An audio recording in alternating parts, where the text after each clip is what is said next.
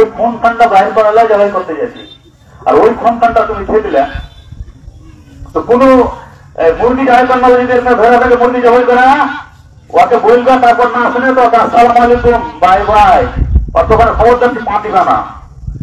কোন মুরগি জবাই করানো যদি মুরগি জবাই করে এর করে ধরে থাকে তো ওর দোকানে পা দিবেন না, আপনি যাবেন না, খবরদার তুই করবি না, তোর মুরগি খাবো না।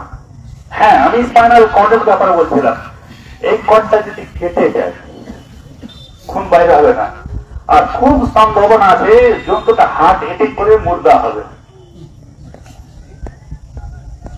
কথাটা ভালো তো শোনেন, খুব সম্ভাবনা আছে যে জন্তুটা হার্ট অ্যাটাক করে মৃত্যুবরণ করবে। তো হার্ট অ্যাটাক করে যদি মৃত্যুবরণ করে তো কুরবানি তো হওয়া দূরের কথা, তার গোশত খাওয়া হারাম।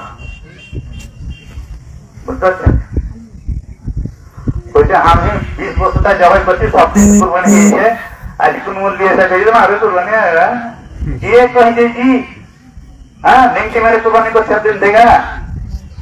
স্পাইনাল কর্ডটা যেন না ছুটে, গাড়িটা যদি ছুটে যায় তো ওলামাদের মতে বলছে যদি হাটে থেকে যদি জন্তুটা মরে যায় তো কুরবানি তো দূরের কথা, তার গোশত খাওয়া যাবে না। তো জবাই করতে হবে কি করে? খুব পেয়ারে কেটে দিয়ে আপনি ছেড়ে দেন, 5 মিনিট 60 মিনিটের মধ্যে লাগবে। খুনটা যখন বেরিয়ে যায় তখন একটা টান ধরে, তবে পাটা তাড়াতাড়ি মরে। পাগলার জগতের পাগলা, আরে পাগলা খুন খান বাইরে পারলে টান ধরছে, তুই কইছি পাটা কেটে দিতে, কে টানলি? কোথান জায়গায় জবাই করবি তুই?